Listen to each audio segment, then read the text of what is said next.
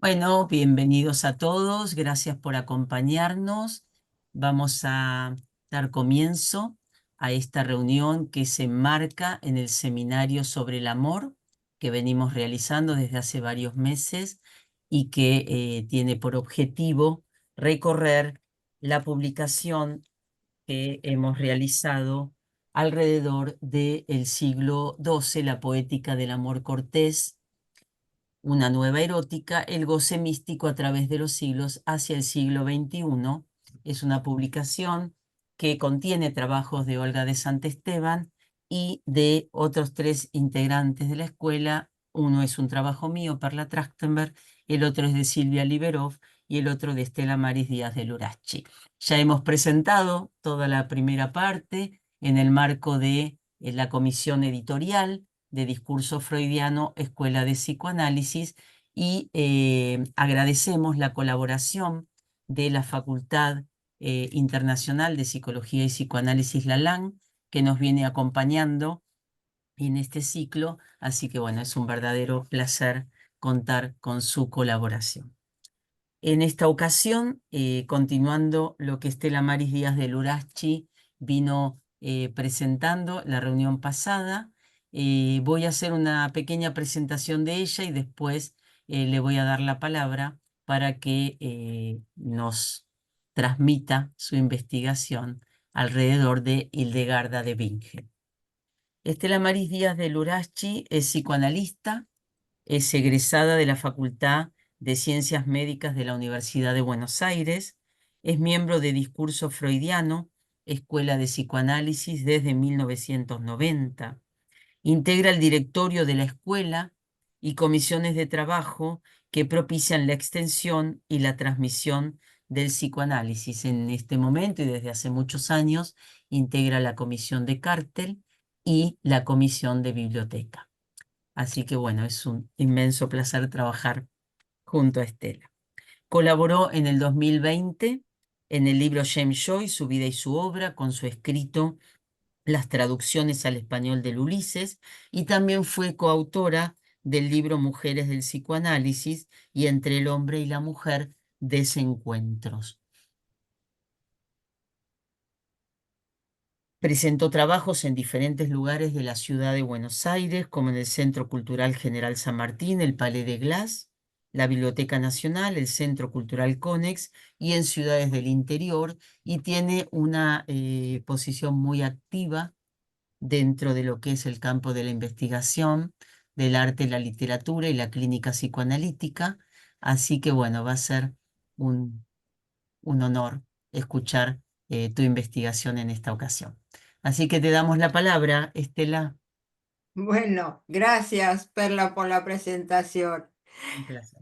Bueno, eh, veamos entonces, nosotros venimos con el tema del amor cortés, el siglo XII, ¿no es cierto? Entonces, el siglo XII, tan caótico, bárbaro, como altamente religioso, cuna al mismo tiempo del amor cortés, los cátaros, las cruzadas, la Inquisición, la irrupción de Oriente a Occidente. También, esto también dio entrada también a los clásicos griegos, que fueron traducidos en Barcelona, Toledo, y fueron a nutrir las bibliotecas de monasterios y abadías. También había otros aspectos de la irrupción de Oriente a Occidente, como era otro aspecto de la cultura, como las telas, las vestimentas, las especies, los perfumes, los cosméticos, ni que hablar del tema de la medicina, porque este fue un punto muy interesante también que Hildegarda tomó de los árabes. Un mayor refinamiento en la mesa, un orden en el desarrollo de los banquetes, las danzas y los cantos como maneras de amenizar. Este movimiento dio lugar a nuevas industrias y comercios. En este siglo esencialmente antinómico, se abrió paso un personaje que es extraordinario, Hildegarda de Bingen, monja benedictina, mística, visionaria, profetisa, santa, poeta, música, pintora del misterio de Dios. Fue doctora de la Iglesia, como lo anunció el Papa Benedicto XVI el 7 de octubre de 2012. Bastante reciente. Habían pedido la canonización de ella desde el siglo, 2 siglos después de su muerte. Pero bueno, también está canonizada, ¿no? En este año también. Bueno, fue pionera en los campos que ahora les cuento. Fue la única mujer a la que se le reconoce autoridad en materia de doctrina cristiana. La primera en que la Iglesia autorizó a escribir obras teológicas. Tuvo el privilegio de predicar también como única mujer en iglesias para el clero y en plazas al pueblo. Fue primera autora de una pieza dramática moral con música única en el siglo XII que no era anónima, como se estilaba en esa época. Compositora conocida por su nombre y por su importante obra musical que conocemos hasta nuestros días. Primera santa cuya biografía oficial incluye párrafos autobiográficos. ¿Se acuerdan? La vez pasada vimos en la historia de Abelardo y Eloísa, para los que estuvieron, y si no les digo, que en esta historia de Abelardo, él escribe la historia Calamitatum, ¿no? La historia de sus calamidades, Abelardo. Y este punto también se junta con esto de la biografía que incluye los párrafos que se refieren a ella, que son autobiográficos. Lo mismo que hace Abelardo en este tema, ¿no? En este texto tan interesante. Este punto es importante porque introduce la subjetividad en el relato de la experiencia. Y ahí aparece el sujeto. Recordemos que es en el siglo XVII, el siglo del genio, donde se produce un pasaje fundamental. Y acá les traigo, en este mismo libro, cito a Olga de Sant Esteban en este punto, donde ella dice que el siglo XVII constituye un pasaje fundamental. Dios era el nudo central de las certidumbres del sujeto, una certidumbre nunca cuestionada. Dios, el creador, funda las certidumbres del ser, es la causa de su división. La ruptura esencial se produce cuando el ser pasa del lado del sujeto. En el siglo XVII, el hombre se ha vuelto sujeto. Emergen entonces los genios en los diferentes campos del saber, Descartes, Pascal, ella nombra a Velázquez, donde se produce esta ruptura esencial que abre el camino a la ciencia. Y ahí también todos los antecedentes para el psicoanálisis, ¿no? Así que bueno, tenemos un largo camino hasta el psicoanálisis. Bueno, Hildegarda de Bingen representa un periodo inicial de las místicas medievales que se desarrolla en Flandes y en Alemania, principalmente hasta el siglo XVII. Aparece en el siglo XII como un movimiento de renovación de una iglesia que debe abandonar sus formas feudales y ha de renovar las costumbres del clero. Hildegarda, que un poco vimos también la vez pasada con el tema de las desventuras de Abelardo, ¿no? Hildegarda da paso a las beguinas, que se agruparon para vivir juntas en su deseo de entrega a Dios, pero ellas sin relación con la iglesia. Ejemplo, Margarita Porete, Matilde de Magdeburgo, la más famosa por ahí, hija de William Beres. Muchos años después, en el periodo barroco, va a hacer su aparición la mística española con Teresa de Ávila y de ahí para adelante. Las beguinas eran una comunidad de mujeres cristianas, contemplativas y activas que dedicaron su vida a la defensa de los desamparados, enfermos, las mujeres, niños. Trabajaban para mantenerse y eran libres de dejar la comunidad en cualquier momento. Por ejemplo, para casarse. Hildegarda nace en 1098 en una familia noble de Bermenheim, en la zona oeste de Alemania, cercana a la frontera con Francia y Luxemburgo. Como fue la menor de 10 hijos, estuvo destinada desde su nacimiento a ser consagrada a la vida religiosa. Consideraron el diezmo a Dios, por eso fue entregada a los 8 años al monasterio benedictino de Dießen-Boddenberg. Este monasterio que recién estaba, porque le habían anexado, era para varones, pero entonces le anexaron una construcción para este grupo de mujeres que recién comenzaba en este monasterio benedictino. Estaba a cargo de Jutta de Spenheim, que era hija de un conde. Ella tenía solamente 14 años. Parece que, de todos modos, formó a Hildegarda en los aspectos religiosos, litúrgicos, cultural, espiritual. También es posible que Hildegarda haya podido nutrirse en la biblioteca de la abadía, porque las bibliotecas en ese momento estaban muy bien surtidas y acuérdense que también el saber estaba colocado en esos lugares. El que quería, como le parece, pasó a Eloísa.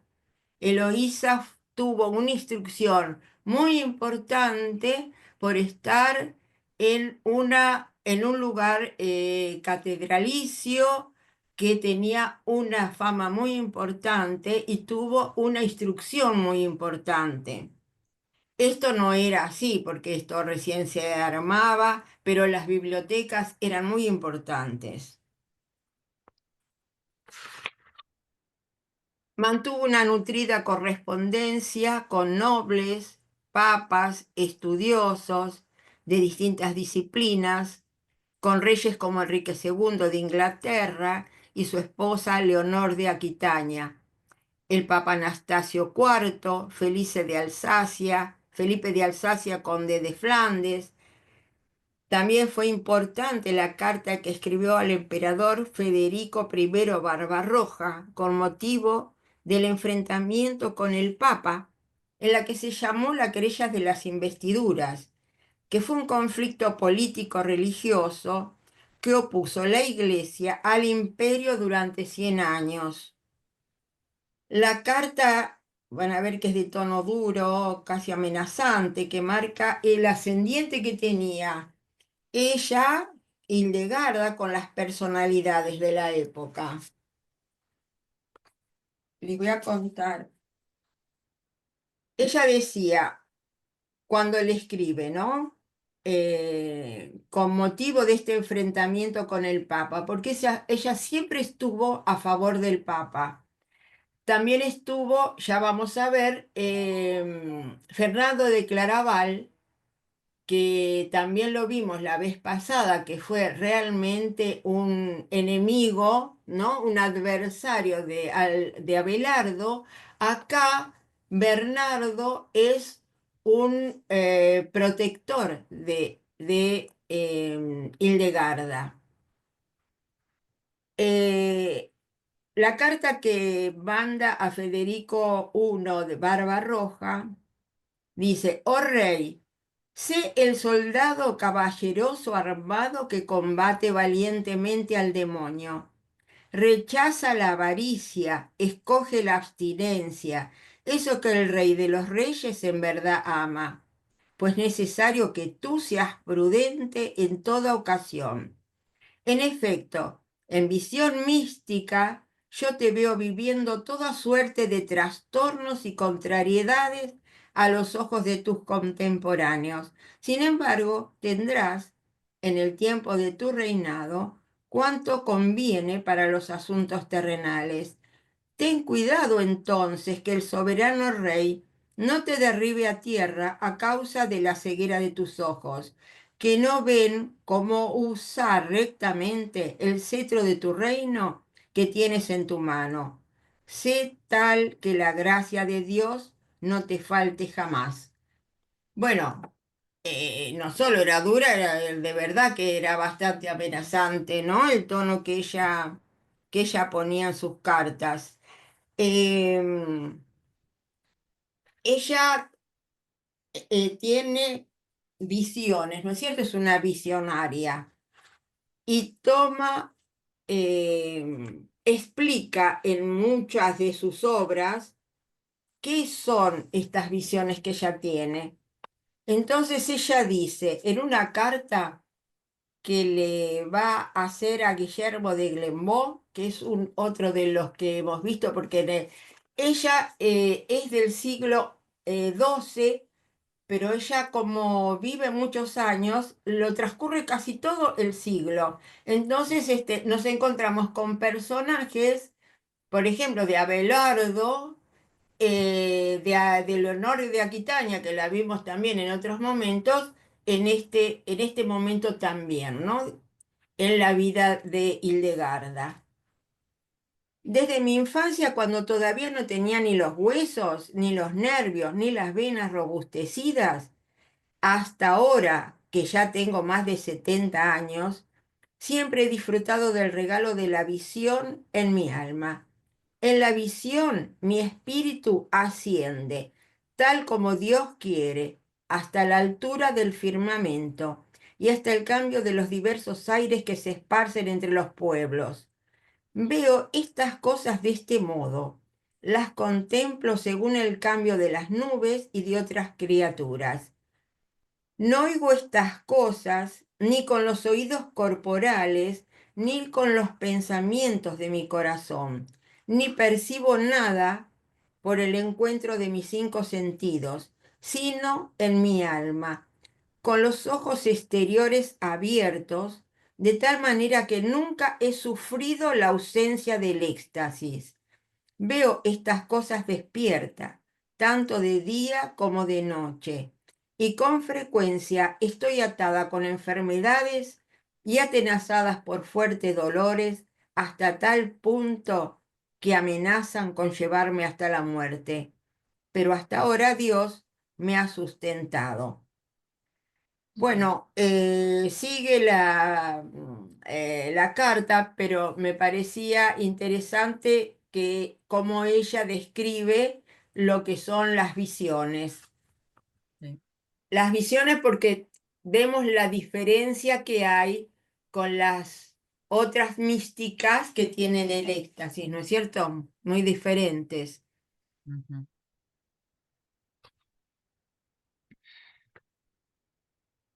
Después de las visiones, se sentía desfallecer y se enfermaba. Mm. Recuerda preguntarle a la nodriza cuando era niña si veía lo mismo que ella. Por el terror se apoderaba de la pobre niña cuando le respondió que no, no veía nada de lo que ella explicaba que veía. Aparecían sin control de su voluntad. Dice así: a mí me sorprendía mucho el hecho de que mientras miraba en lo más hondo de mi alma, mantuviera también la visión exterior y asimismo el que no hubiera oído nada parecido de nadie, hizo que ocultara cuanto pude la visión que veía en el alma. O sea, ella desde los 5 años que empezó a tener visiones, ¿no es cierto? Este párrafo que les leí es de uno de los libros de ella, que es el libro de los méritos de la vida. Esto le causaba tanto terror, tanto miedo, que ella nunca, nunca hasta más grande, no hablaba de esto y no lo daba a conocer. Ujú, Desconocía muchas cosas exteriores debido a mis frecuentes enfermedades que me han aquejado desde la lactancia hasta ahora, debilitando mi cuerpo y haciendo que me faltaran las fuerzas. En cuanto comencé a escribir, me volvieron las fuerzas y pude levantarme de la cama. Entonces el abad aceptó la certeza del milagro y, no contento con solo su juicio, se dirigió a la iglesia madre de Mainz y expuso el asunto al arzobispo Enrique. Hildegarda describió sus visiones como una gran luz en lo que se presentaban imágenes, formas y colores acompañados de una voz que le explicaba lo que veía, y a veces se escuchaba música. Dice: despierta de cuerpo y mente en los misterios celestes, lo vi con los ojos interiores de mi espíritu y oí con los ojos interiores, y no en sueño ni en éxtasis. Eso ella lo va diciendo muchas veces mm, en su obra. A los 42 años recibe una visión en que le indica proclamar y escribir aquello que veía. Entonces escribe una carta a Bernardo de Claraval. mm. La carta dice algo así: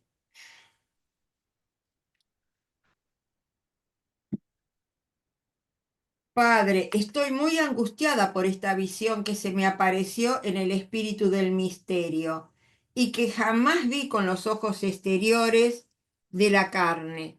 Yo, miserable y más que miserable en mi condición de mujer, vi desde mi infancia grandes maravillas que mi lengua no puede relatar, a no ser porque el Espíritu de Dios me ha instruido para que crea y confíe. Padre dulcísimo, igualmente seguro y firme, en tu bondad respóndeme a mí, indigna sierva tuya, que desde mi infancia jamás he vivido una hora segura. Con tu piedad y tu sabiduría, indaga en tu alma, según la enseñanza que has recibido del Espíritu Santo, y da a tu sierva la consolación de tu corazón. En la lectura conozco el sentido interior del texto del Salterio, del Evangelio y de otros libros que me son mostrados en esta visión que toca mi pecho y mi alma como una llama ardiente, enseñándome lo profundo de la exposición. Pero sin embargo no me enseña las obras, que desconozco, en lengua alemana, sino que solo sé hacer una lectura simple y lineal, sin descomponer el texto para su análisis. Respóndeme acerca de esto. ¿Cuál es tu parecer? Porque soy un ser humano carente de toda instrucción escolar en cuanto a lo exterior, pero interiormente he sido instruida en mi alma. Bernardo consulta al Papa y ahí el Papa manda una comisión para confirmar la veracidad de las visiones. Eh, Hildegarda tenía mucho cuidado con esto, y también por lo visto tienen cuidado todos los demás, porque también las visiones tenían miedo de que sean responsabilidad del maligno, como decían, ¿no? No vaya a ser que las voces tengan que ver con lo diabólico y el diablo metió la pata por ahí. Entonces, porque además no se olviden que estamos en las épocas también que de la Inquisición, y bueno, a ella la protegía el claustro, porque estaba en un monasterio, no tuvo tanta suerte, otras, ¿no es cierto?, como Margarita, como Porete, pero, pero bueno, igualmente había que tener mucho cuidado. Entonces le manda a la comisión para confirmar la veracidad de las visiones. Entonces dice, lo que ve y lo que oye son imágenes desligadas de lo real, maravillosas, figuras humanas, animales, elementos naturales, edificios, todos enlazados sin una lógica. Hildegarda les impone sentido, no solo ve, sino que interpreta lo que ve. La iglesia debe cuidar que las visiones, a lo que les decía, no provengan del demonio, sino de la luz viviente de la divinidad. Fueron consideradas provenientes de la divinidad e Hildegarda entonces fue autorizada a escribir. Recién alcanzó el alivio de sus enfermedades cuando obedeció a la luz viviente que le ordenó comunicar sus visiones. De nuevo oí una voz que me decía desde el cielo, anuncia entonces estas maravillas tal como las has aprendido ahora. Escribe y di. Para que su obra fuera autorizada, debía redactarla en un latín legible y no en una lengua vulgar como era la que ella tenía. Entonces comenzó a escribir con ayuda de su secretario Volmar y su discípula dilecta Ricarda, las Sibias o Conoce los Caminos. Hildegarda tiene muchos dibujos, miniaturas, nosotros las hemos tomado cuando hicimos el cártel, ¿no? Hay una que tiene en la cabeza que le llegan los rayos ahí de la iluminación, ella está escribiendo, y al lado está Volmar, ¿no? Que era el secretario.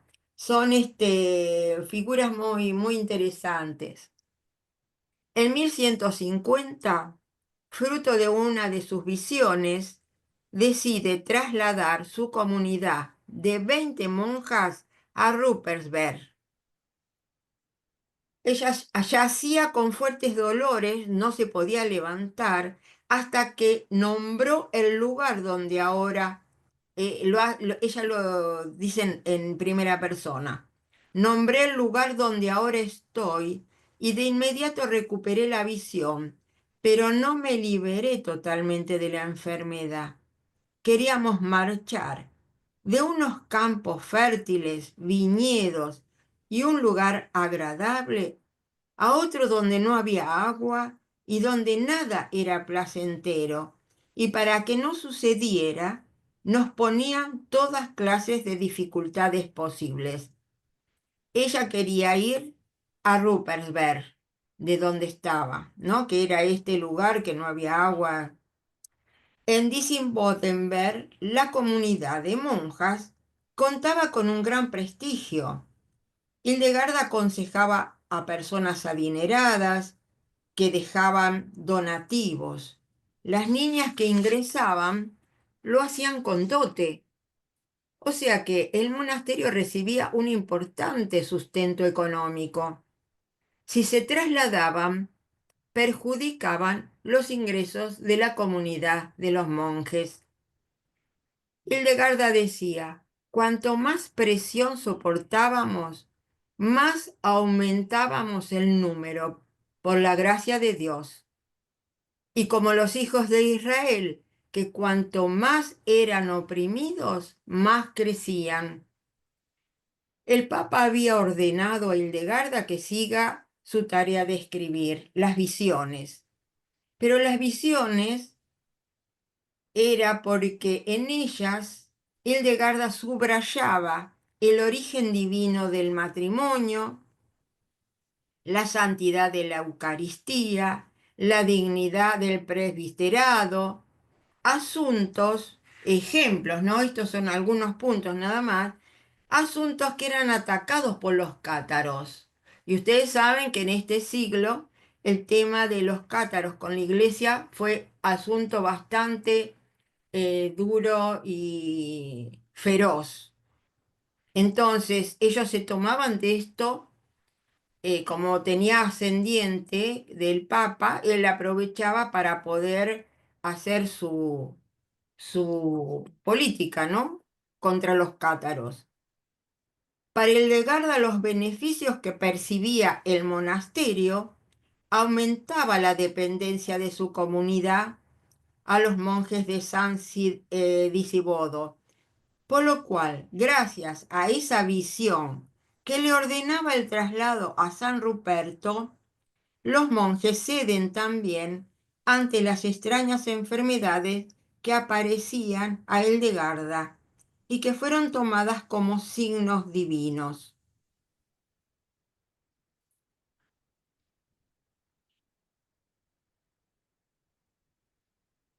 No sé. eh,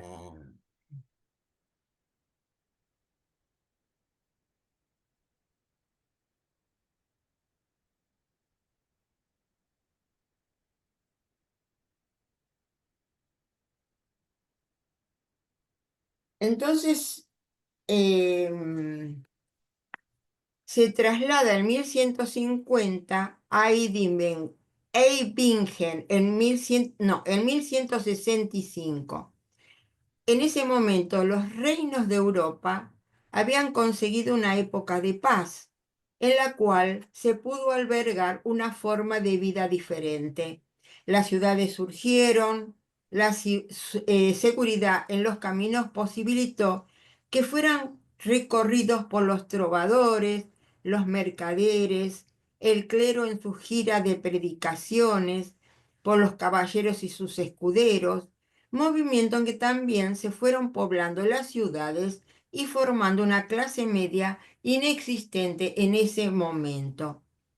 Hildegarda también se vio favorecida y emprendió, ustedes recuerdan que yo les dije que fue la primera mujer que tuvo la autorización para predicar fuera del monasterio. Entonces ella,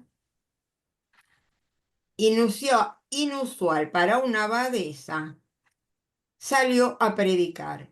Era costumbre que no salieran del monasterio, aunque en esos tiempos la clausura no era tan rígida como lo sería a partir de Bonifacio VIII. Fue la primera y la única en siglo autorizada por la Iglesia para predicar.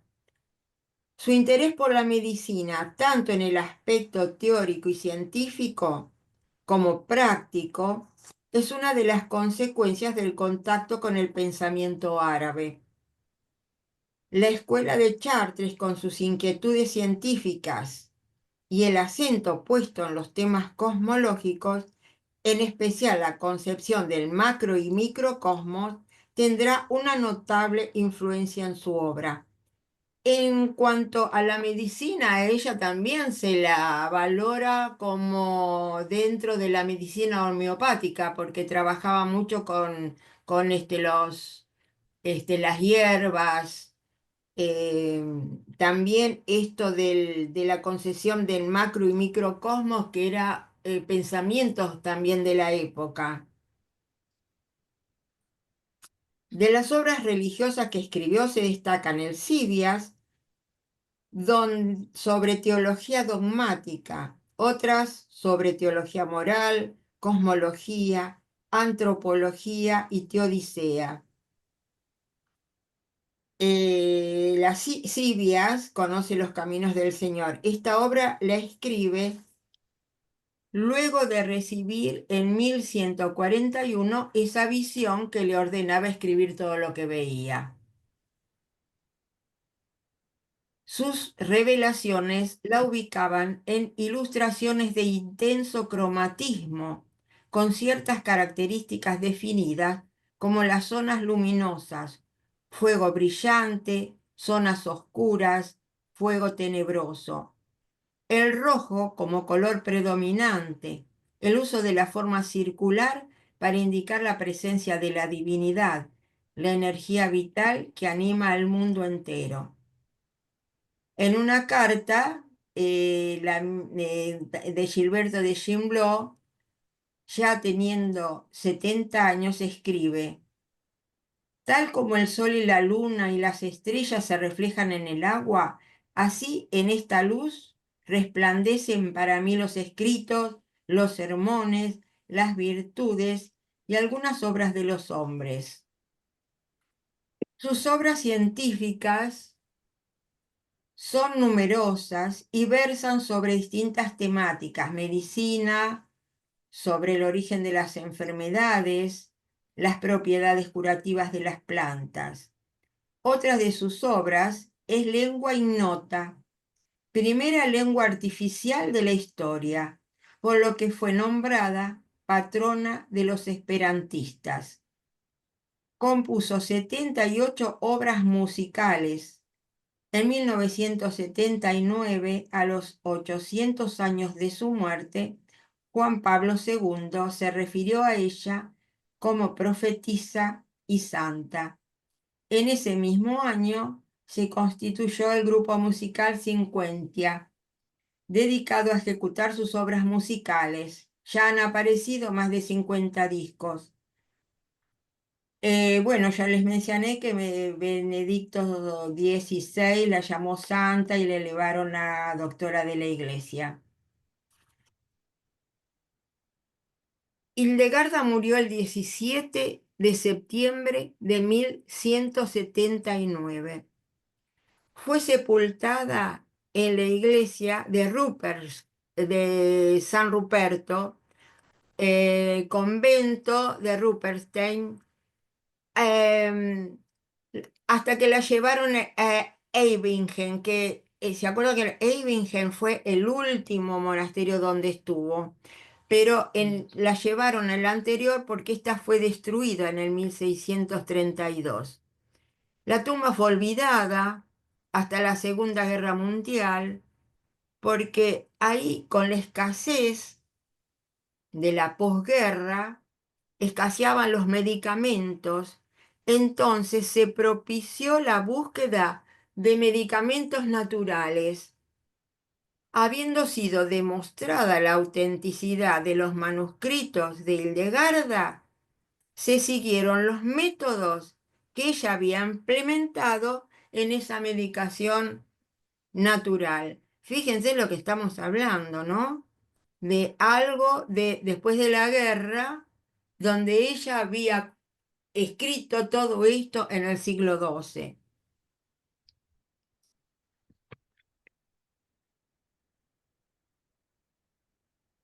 Se dice, los estudiosos hablan en relación a las profecías, ¿no?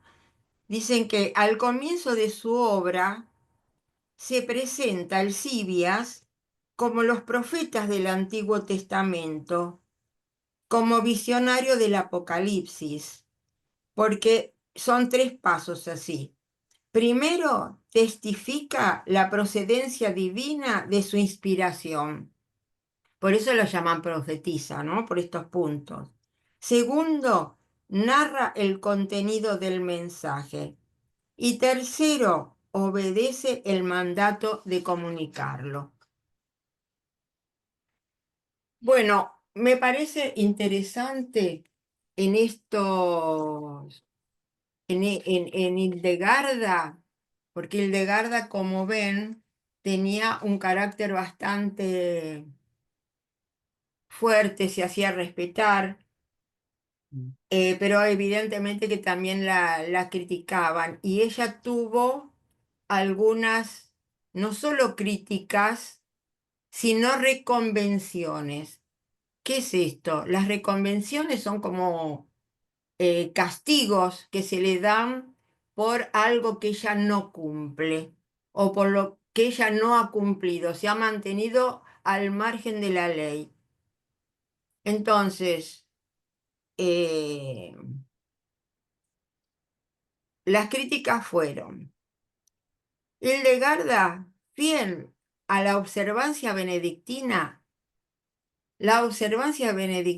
estaba vinculada en esos tiempos a la nobleza alemana y muestra también un sentido, o sea, que ella aceptaba principalmente las niñas que estuvieran en estos, digamos, como dentro de la nobleza alemana, y también un sentido aristocrático que le vale un cuestionamiento.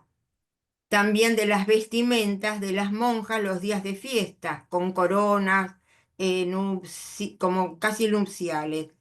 Después por ahí les puedo citar. Bueno, otros fue la sepultura que dio a un noble que había sido excomulgado, aunque posteriormente reconciliado con la iglesia en el cementerio de su convento de San Ruperto. Le valió la interdicción del monasterio por parte de los canónigos de Mangucia.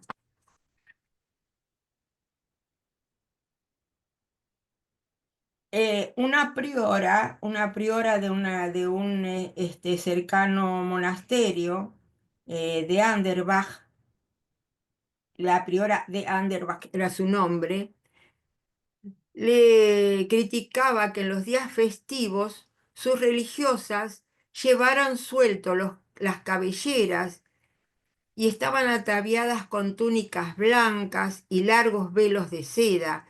Se adornaban con coronas de filigranas de oro y a ambos lados y atrás tenían incrustados unas cruces y las figuras del Cordero en su parte frontal, y en los lados y en los dedos llevaban anillos de oro. Todo se contradice con la advertencia de San Pablo, que las mujeres se vistan con modestia y no con los cabellos rizados, ni oro, ni perlas, ni vestidos costosos.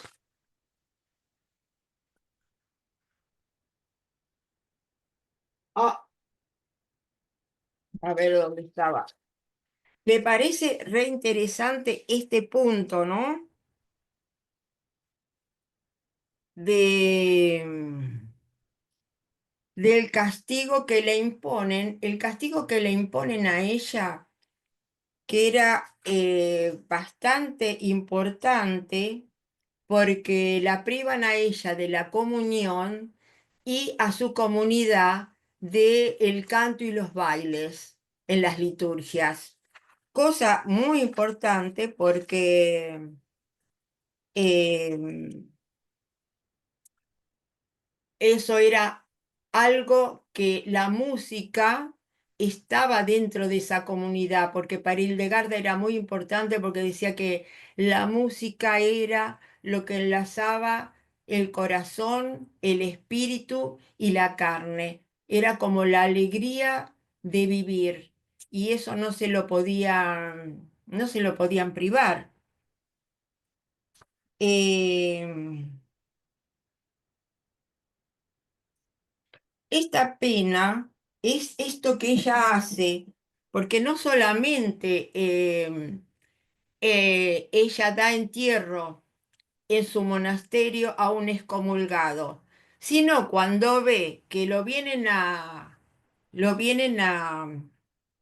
se lo vienen a sacar, a llevar, ella tapa todo vestigio de donde estaba enterrado, o sea, para que no lo puedan encontrar. Entonces, dice, conviene detenernos en la interdicción. Se trata de una pena canónica grave por la que los cristianos son privados de ciertos bienes espirituales como los sacramentos, los oficios divinos, la sepultura eclesiástica, o bien conlleva el cierre de las iglesias. El interdictum se denomina así desde el siglo X, pero su práctica eclesiástica se remonta, bueno, a interdictos. Bueno, el tema era que era una medida muy severa, de un rigor extremo. atenuada luego por algunos papas, ¿no? Hildegarda aceptó el castigo, pero como buena visionaria no dejó de consultar al lumen, a la luz verdadera que constantemente le esclarecía y aconsejaba. La lumbre, dentro de la lumbre o la sombra de la luz viviente, le advirtió que aceptar el decreto del clero mangutino era altamente peligroso y de graves consecuencias para toda la comunidad, aconsejándole pedir el levantamiento de la sanción, por lo que decidió apelar para obtener la restauración, en primer lugar del sacramento y luego del canto del oficio divino, propio de la regla así violada, canto que continuaron apenas en murmullos, débilmente como única forma celebratoria. Eh, la pena se la levantaron, eh, por lo que ella dice, ella atribuye a que los temas, los cantos, los salterios eran música celestial, que ya lo tenía, era desde Adán que las cantaba y que fueron privados de ella por el exilio, bueno, cuando fue echado del paraíso, ¿no es cierto? Entonces, ese valor de los salterios no podía ser revocado por la iglesia. Además, la luz viviente le había dicho esto que les dije que tenía que apelar. Así que se lo volvieron digamos que ella logró que se le restituyan. Este, Cuando bueno, vos quieras, abrimos un espacio de interrogación, si te parece. sí, me parece que sí. Acá podemos dejar para hacer comentarios como ustedes más les interese. Bueno, bastante extenso es lo que nos ofreciste, así que los que tengan ganas de intervenir pueden colocar la manito, así podemos darles la palabra. En primera instancia me parece que fuiste bastante eh, exhaustiva y puntual en las características que tenía ella y en la manera en la que impuso, ¿no? Porque vos decías como que era firme, que era fuerte, eh, como ella logró imponer ahí un político bastante severo, como ella decía, su experiencia, ¿no? Ella logró que sea escuchada su experiencia, logró encontrar interlocutores que llevaran a las altas esferas eh, estas acciones que ella estaba teniendo. Y me gustó mucho lo que planteaste de ese siglo XI, XII, XIII, donde la mujer estaba ubicada ahí como la que tenía diálogo con el diablo y que esto podía intervenir, ¿no? En sus concepciones o en sus visiones, y que esto podía implicar, como decís, la hoguera, como ocurrió en otros casos, ¿no? Claro, ¿cómo saber de cuál era el origen de las visiones, ¿no es cierto? Este, por lo tanto, fue examinada bastante exhaustivamente. O sea, ella tenía, la protegía no solo el claustro, sino que ella era de familia noble. Mm. O sea, a mí creo, ¿no? Que esto, porque el padre tenía un cargo muy importante, eh, y,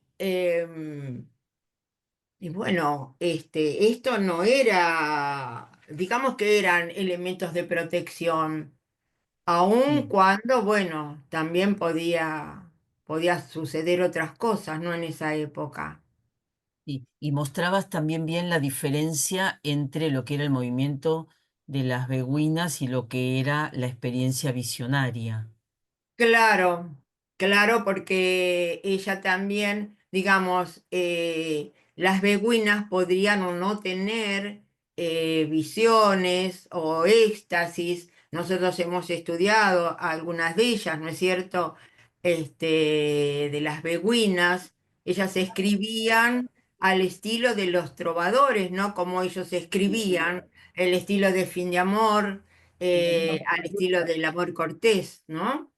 Sí. eh, donde el amante, por supuesto, era Dios. eh, él. Y, y bueno, ella comienza, por eso es una articulación de lo que es Hildegarda como visionaria y las beguinas y después todo lo que son las místicas, ¿no? Las místicas que, o sea, las beguinas porque estaban fuera de la iglesia. Ellas eran libres, formaban comunidades y se trabajaban y se sustentaban ellas.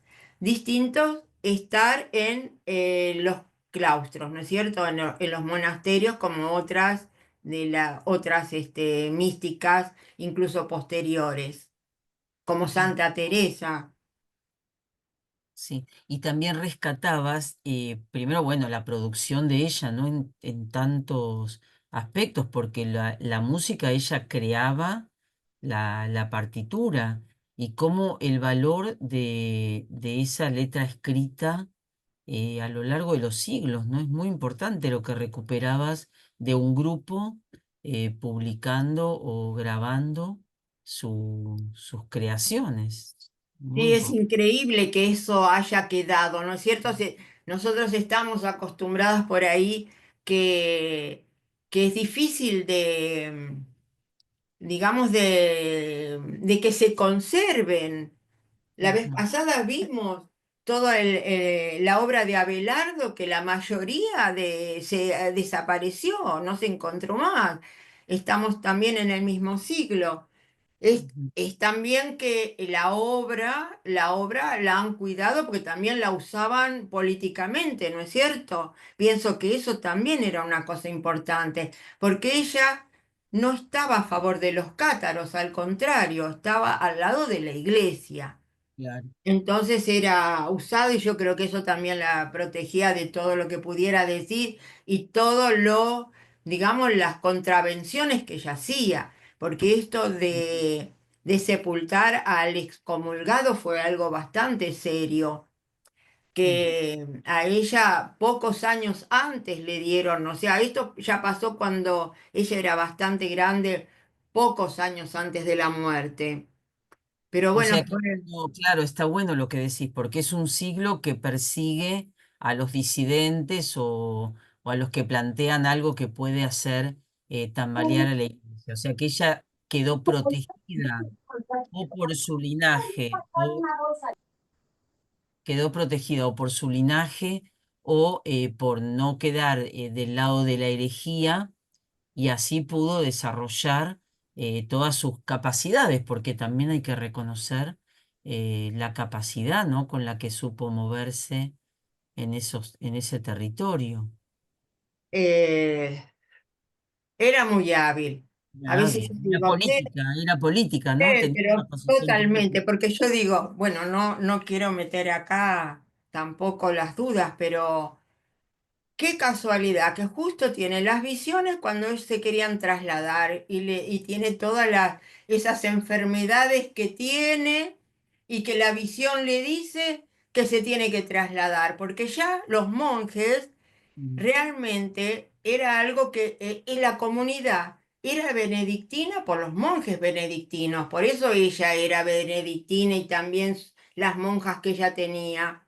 Entonces, ella quería independencia de los monjes, no quería estar ahí subsumida bajo el mandato de ellos. Por eso el traslado. No importa que no tenían agua, que no tenían, que era otro terreno, que estaban en un lugar muy lindo, tenían que ir a otro desprotegido, pero ahí iban a tener libertad.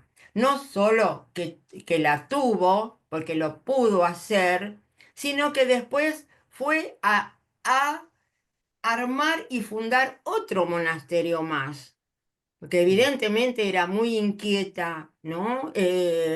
Armaba lugares porque además ella tenía mucho ascendiente y le llevaban las niñas, las jovencitas a los monasterios.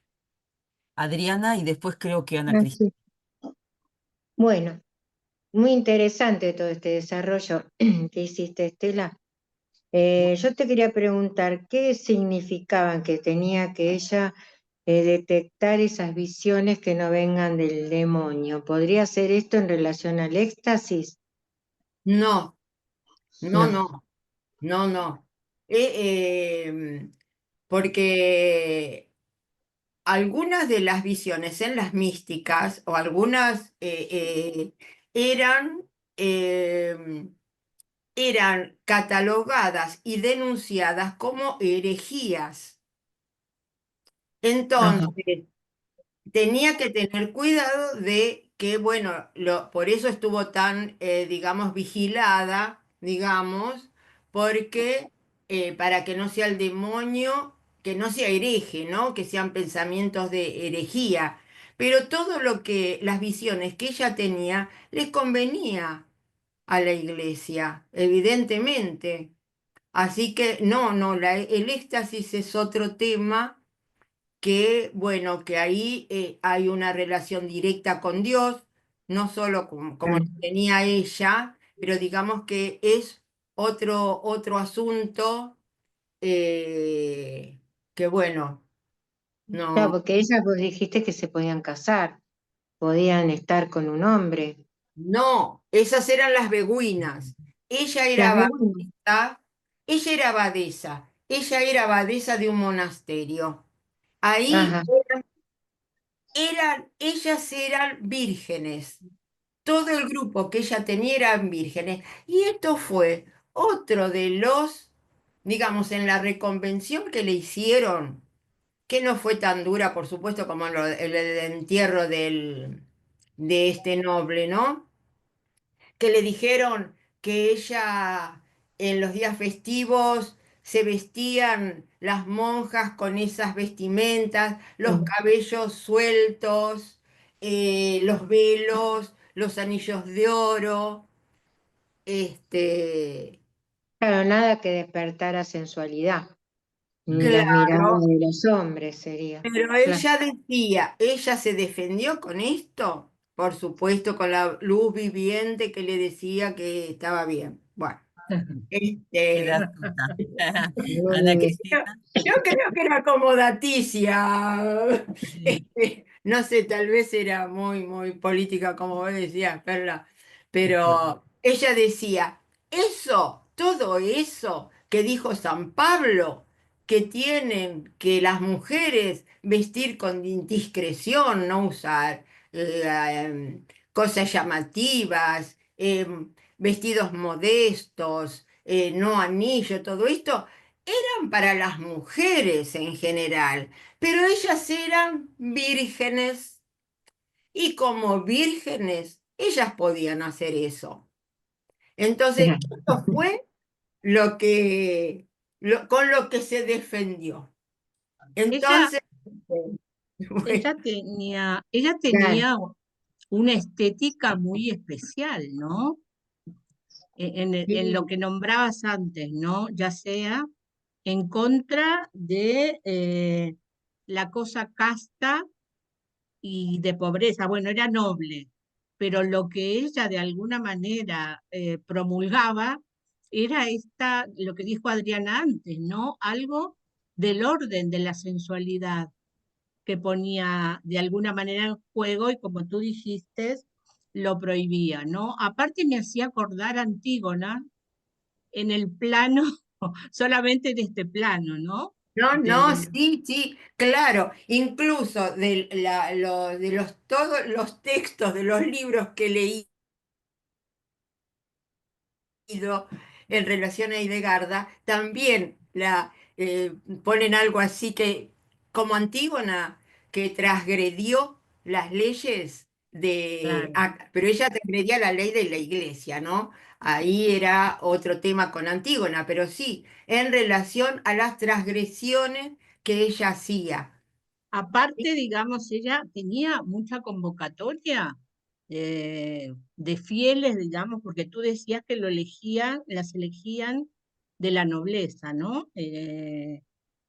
Las Sí, pupilas o las monjas que la seguían, ¿no? Y claro, las aparte niñas que es las muy interesante entregaban al monasterio, sí. la habilidad de ella, ¿no? Para mantenerse fuera de la iglesia, poder producir su obra, ser aceptada y de alguna manera tener ese lugar tan privilegiado, ¿no? En sus textos. Y algo que veíamos en todas las místicas, ¿no? Cuando trabajábamos esto, era el tema de la enfermedad corporal, ¿no? Totalmente. Algunas muy graves, como Santa Teresa, digamos, distintas caídas corporales, sí, que luego, en relación al lazo, digamos, espiritual con Dios, se iba sanando, mermando, como tú decías, ¿no? Esa justificación que daba ella en el traslado a esa zona, a otra zona, y una vez cumplido su deseo, como que volvía, digamos, a la vida, ¿no? Una pregunta que te quería hacer, si ella había fundado muchos monasterios en esta Ella fundó convocatoria. Ella fundó, en realidad fundó, ella Dizenberger, ella estaba en construcción y seguramente que ella, por lo menos es lo que he leído, ha podido influir en el tema de la construcción. Entonces, porque era algo que estaba por armarse, pero ella tenía, la verdad que para mí se debe haber tragado todos los libros que encontró en la abadía, porque también tenía esa cosa, como vos decís, estética de las construcciones, entonces ella también influía en eso. Eh, Sí, una estética en el arte, la música, en en la todo. producción Y en la científica, por decirlo. producción. Ella tiene unos dibujos realmente hermosos, muy, muy interesantes, eh, donde yo les dije algo con respecto a las luces, los colores, los motivos que ella hace, que todo tiene su significado, ¿no?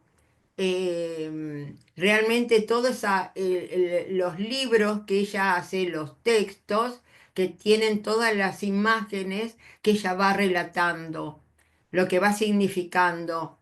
Este, O sea que la idea de dar un testimonio ella la expresó en diferentes campos, ¿no? O sea, dejó un testimonio de sus visiones a través de los dibujos, que muchos la dibujaban a ella, pero ella también tenía la habilidad de crear las imágenes, la música, los textos, fue verdaderamente de, la medicina fue claro, muy la medicina, importante porque dicen que tenía que ver con los antecedentes de la homeopatía.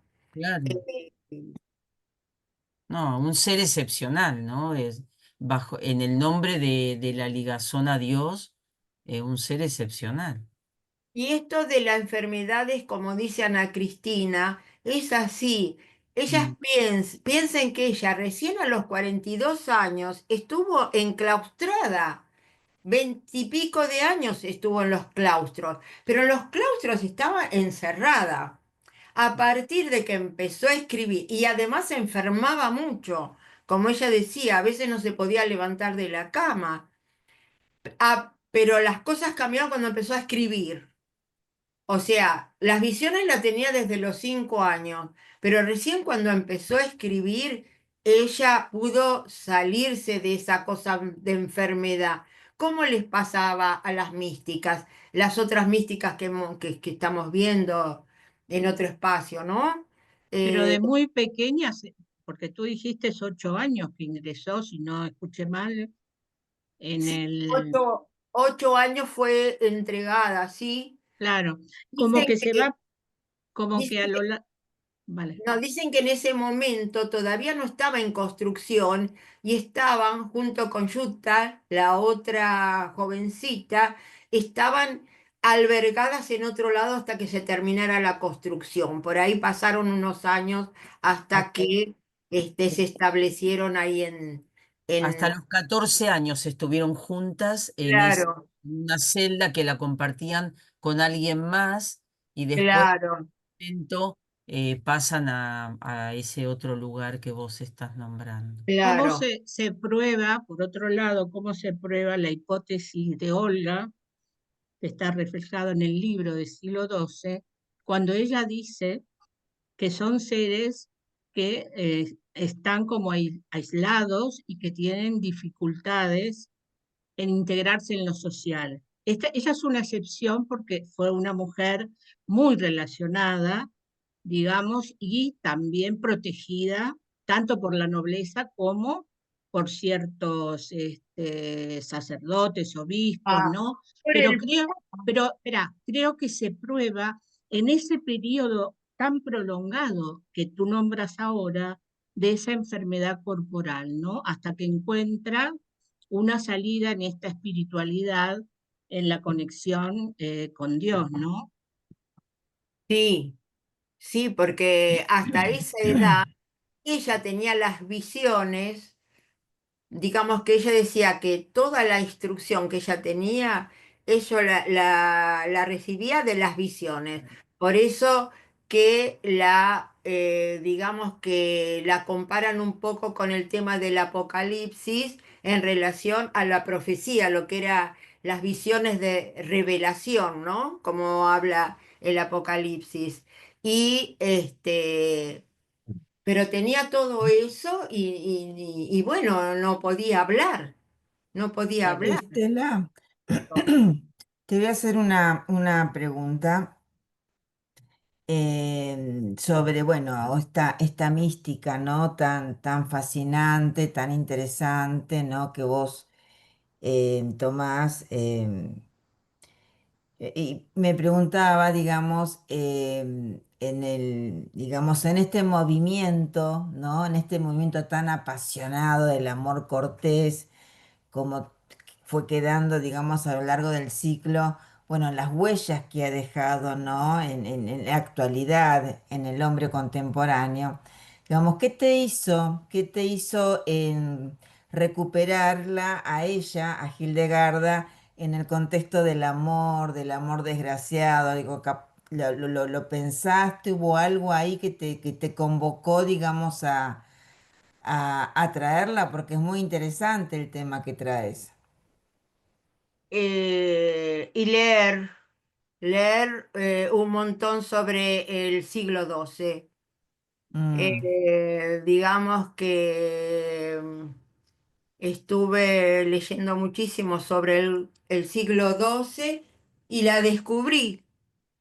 Y realmente me pareció muy interesante porque además estaba conectada con personajes, fíjense, Leonor de Aquitania, ella se carteaba con Leonor de Aquitania, su marido el rey, estaba con Abelardo, ella defendía a Bernardo, a San Bernardo, en contra de Abelardo. Digamos, había todo como una conexión.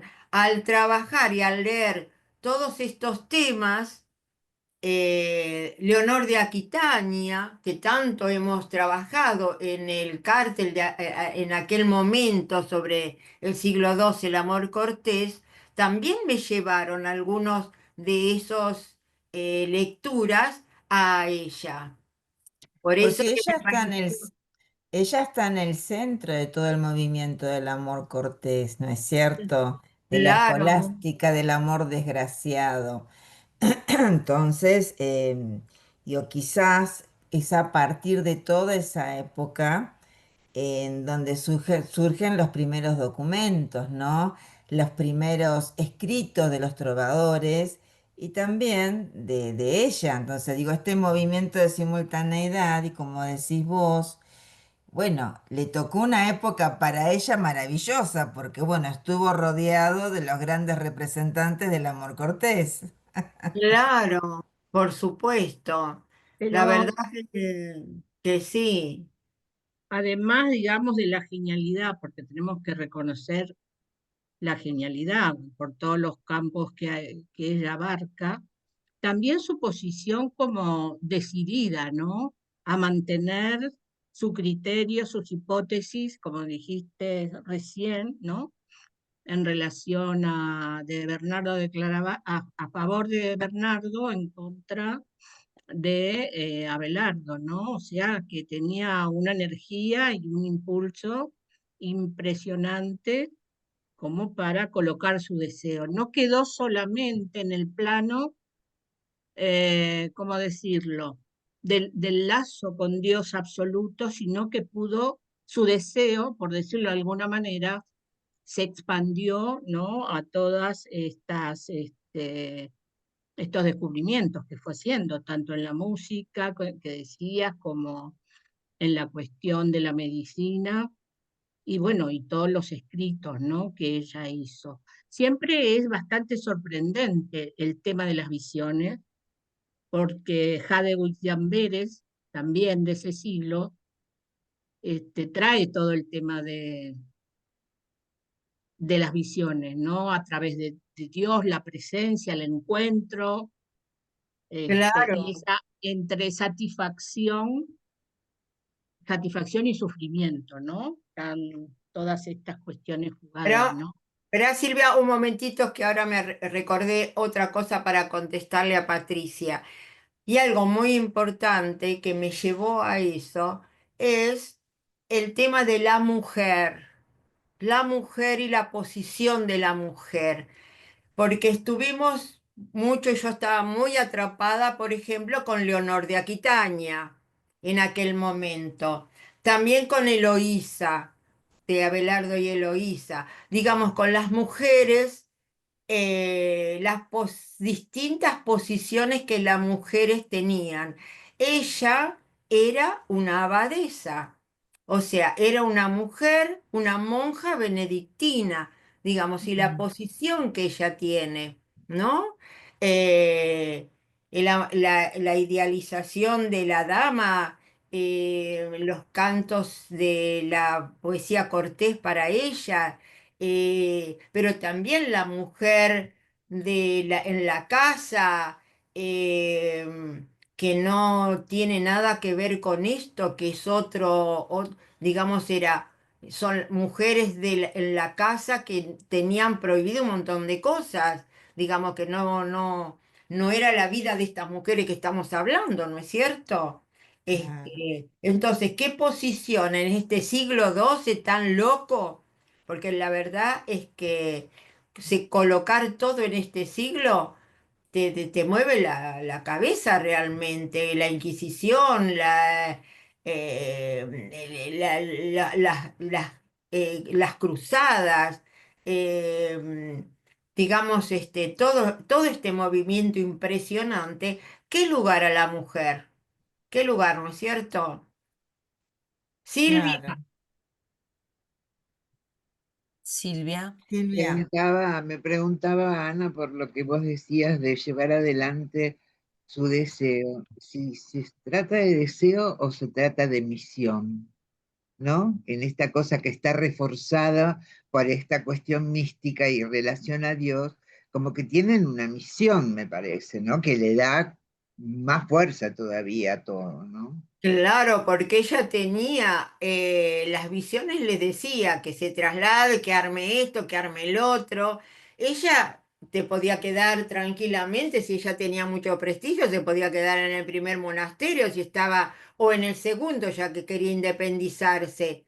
Pero después fundó otro, pero además hacía peregrinaciones. Hizo 4 peregrinaciones, digamos, para predicar. O sea, evidentemente que sí, se puede decir, tal vez su deseo estuviera en conjunción con la misión que le indicaban, porque ella se fue a los caminos, ¿no es cierto?, a predicar. Bueno, está bien que no tenían tanto peligro en ese momento, pero no, pero es un asunto interesante para una mujer meterse en los caminos para ir a los distintos lugares, a las plazas, a predicar, a predicar la palabra de Dios, como una evangelista, ¿no? Como a evangelizar. Pero sí como una misión heroica, ¿no? Como dice Silvia, a mí me parece que sí, que tiene ese valor de misión, de algo, También, digamos, que hay que cumplir y que tiene como fondo, este, bueno, establecer algo nuevo.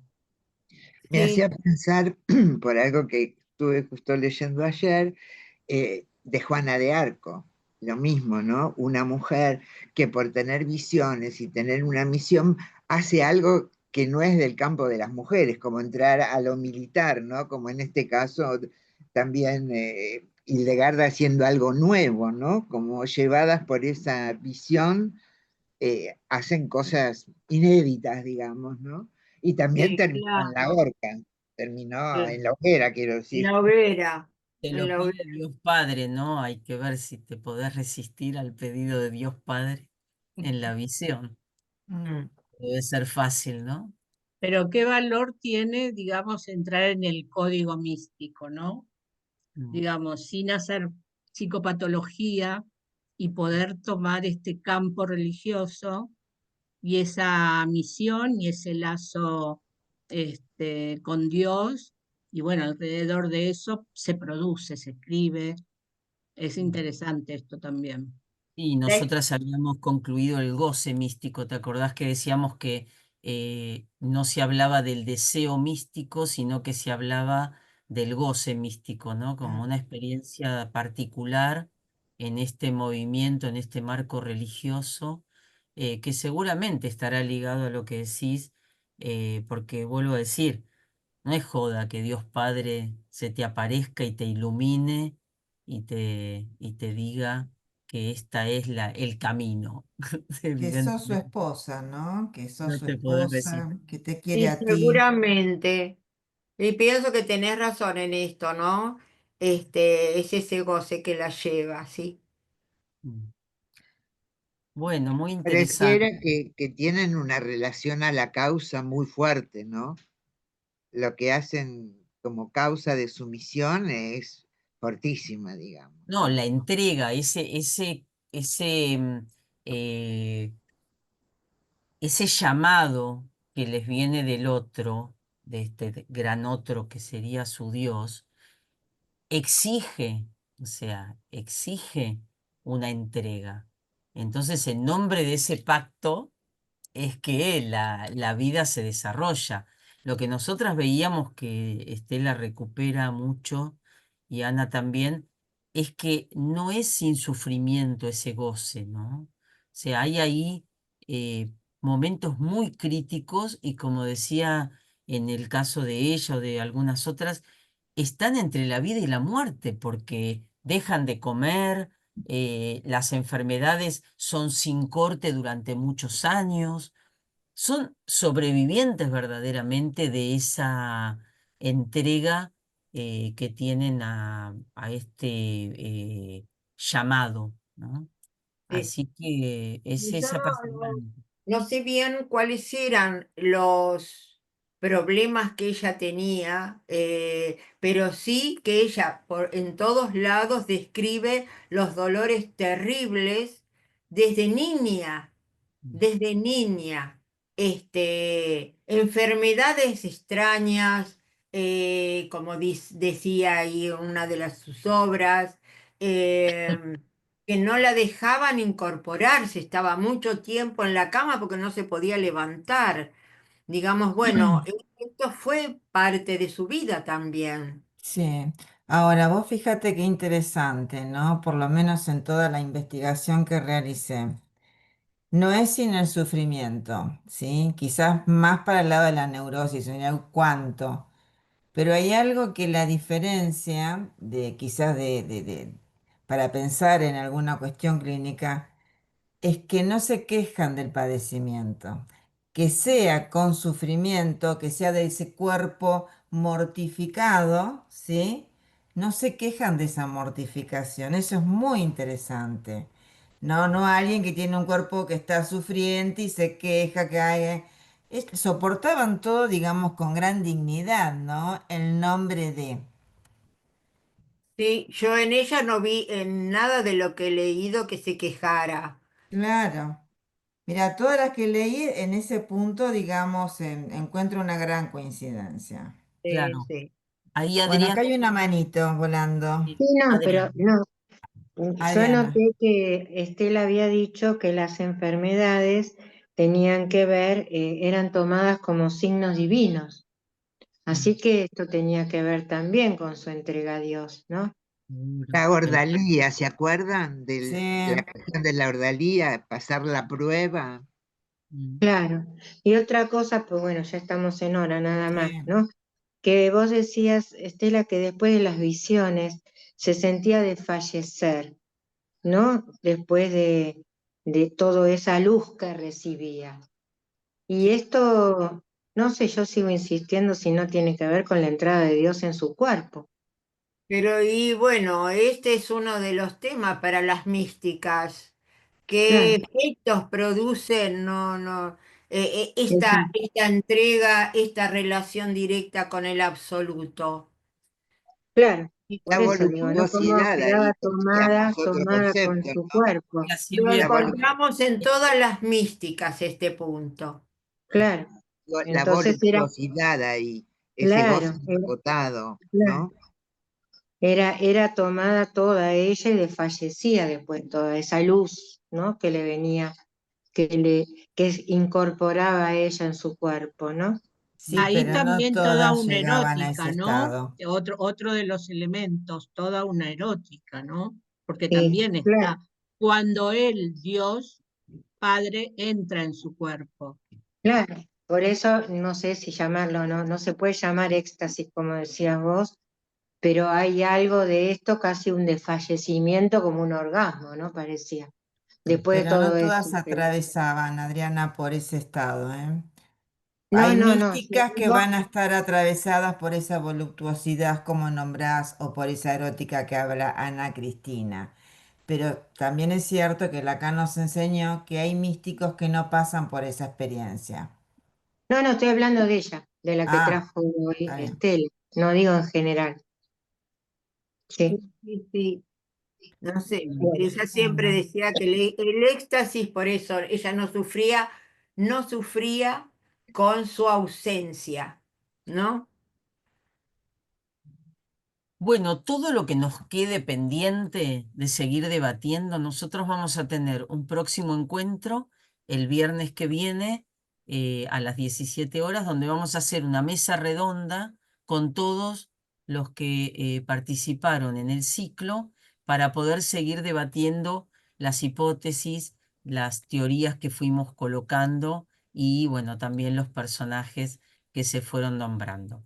Así que los Bueno, esperamos con mucho gusto para que nos acompañen y no se olviden que si alguien tiene el deseo de tener el libro, lo puede solicitar en la escuela, lo puede comprar también en forma virtual en las plataformas en las que está, en Amazon, en ebook, en la página de Autores de Argentina, que es la editorial con la que lo hemos publicado. Lo puede Y regalar también. también lo pueden regalar para esta fiesta, sería un regalo muy interesante para conectar, ¿no? Ya que viene la Navidad, Sí. para algunos que puedan leer algo de lo religioso. Así que bueno, les agradecemos la compañía y los esperamos el próximo viernes. Gracias a Hasta el todos. próximo Gracias, viernes. Estela. chao. Maravillosa. Gracias. Chao, chao, Estela.